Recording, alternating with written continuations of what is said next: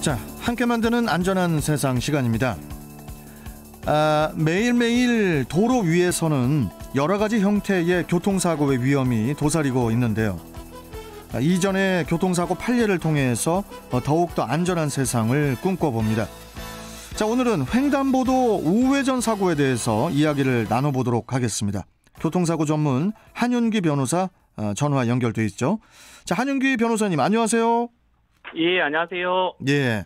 자, 먼저 지난주인 12월 8일 인천 부평동의 한 초등학교 앞에서 횡단보도를 건너던 초등학생이 우회전하던 화물차에 치여서 사망하는 사건이 발생을 했습니다. 정말 안타까운 사고인데요. 이런 사고가 자주 발생을 하지 않습니까, 지금? 예, 그렇습니다. 우회전하는 차량이 횡단보도 보행자를 충격하는 사고가 매우 자주 발생하고 있습니다. 예. 3월 18일 인천과 전주에서 초등학교 앞 횡단보도를 건너던 아이가 우회전하던 차량에 치여서 사망하는 사고가 발생했고, 또 11월 25일에도 우회전하던 차량에 치여서 아이가 사망하는 사고가 발생했습니다. 예. 그리고 또 방송이 되지는 않았지만 제가 최근에 진행하고 있는 사건들 중에서도 우회전하는 차량에 치여서 횡단보도를 보행하던 보행자가 사망하는 사고가 여러 건 있었습니다. 아, 그렇군요. 아니, 이 횡단보도를 건너는 것도 이게 결코 안전하지가 않네요.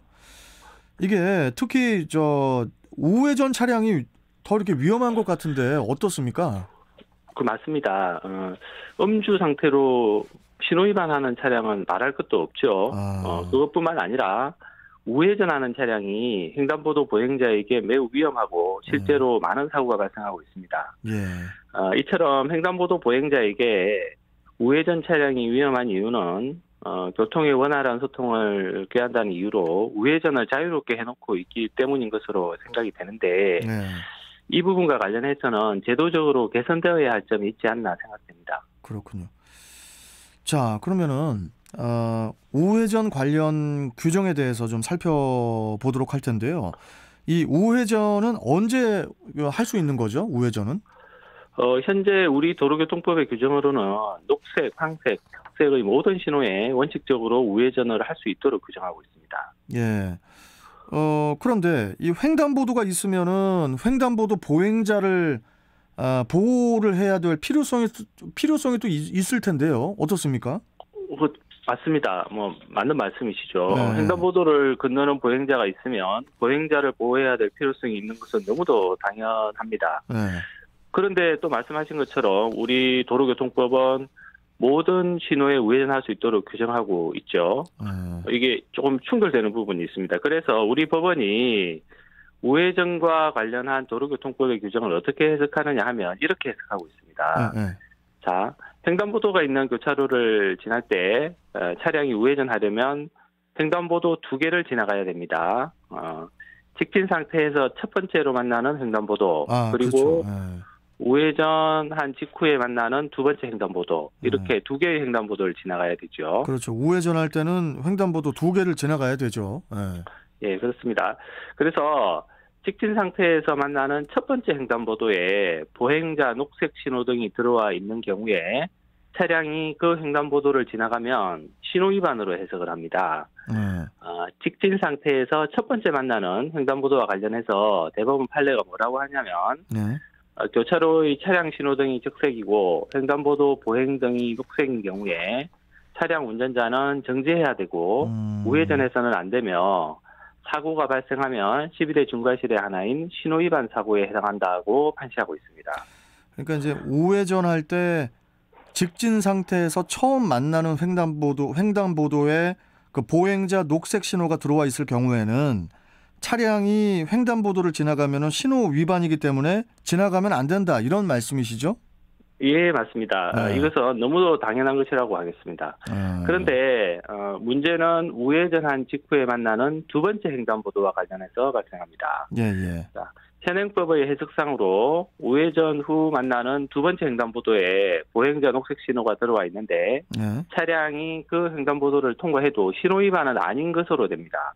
다만 그 두 번째 횡단보도에 보행자가 있는 경우 차량이 지나가면 보행자 보호 의무 위반으로 처리가 될 뿐입니다. 그러니까 우회전 직후에, 그러니까 두 번째 횡단보도죠. 네, 두 번째 예. 횡단보도가 보행자 신호등이죠. 녹색 신호인데 차량이 지나가도 신호 위반은 아니고 사고가 나거나 하면은 보행자 보호 의무 위반으로 처리가 될 뿐이다. 이런 말씀이시죠? 예, 맞습니다. 이렇게 되어 있기 때문에 횡단보도를 건너는 보행자들에게 우회전 차량이 너무도 위험한 사고 요소가 되는 것입니다. 자, 그런데 여기서 또 궁금한 게요. 한윤기 변호사님. 예. 보행자 보호 의무 위반도 이게 이제 신호 위반과 마찬가지로 12대 중과실 중에 하나이기 때문에 결국 보행자 보호에는 같은 거 아닌가요? 그렇게 생각하실 수가 있는데 그렇지 않습니다. 그래요? 사고가 나면 결국 똑같이 12대 중과실 사고로 처리되기 때문에 같은 거 아니냐 이렇게 말씀하실 수가 있겠지만 이렇게 처리가 되면 운전자들 머릿속에는 두 번째 횡단보도는 보행자 녹색 신호여도 차량이 지나가도 된다는 생각이 항상 머릿속에 자리 잡고 있기 때문에 사고의 위험성이 커지는 것입니다. 오늘 서두에 말씀드린 대부분의 우회전 사망사고들이 이처럼 우회전 직후 만나는 두 번째 횡단보도에 보행자 녹색 신호가 들어와 있음에도 차량이 횡단보도를 덮치면서 발생하는 사고들입니다. 그렇네요.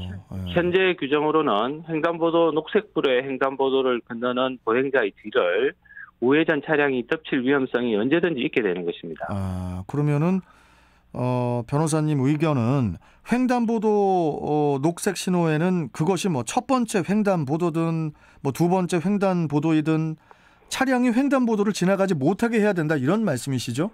예, 맞습니다. 제 의견은 제 말씀이 바로 그 말씀입니다. 교통의 원활한 소통을 깨한다는 이유로 우회전을 비교적 자유롭게 해놓고 있는데 횡단보도 녹색등이 들어와 있는 동안 차량이 우회전하지 못한다고 해서 교통의 원활한 소통에 크게 방해가 될 것 같지 않습니다. 그리고 무엇보다도 가장 중요한 가치인 인명의 보호를 위해서 첫 번째든 두 번째든 횡단보도에 보행자 녹색등이 들어와 있으면 차량의 통행을 일절 금지시키는 것으로 제도가 개선되는 것이 바람직할 것으로 생각됩니다. 예, 하긴 뭐 기다리는 시간이 그렇게 길지 않기 때문에 현재 제도가 좀 개선이 되는 것도 이게 좀 고민을 해봐야 될 문제인 것 같습니다. 예, 그렇습니다. 예. 알겠습니다. 자, 변호사님 오늘 말씀 여기까지 듣고 또 다음 시간에 또 뵙도록 하겠습니다. 고맙습니다. 예, 감사합니다. 예. 자, 함께 만드는 안전한 세상 교통사고 전문 한윤기 변호사와 함께했습니다.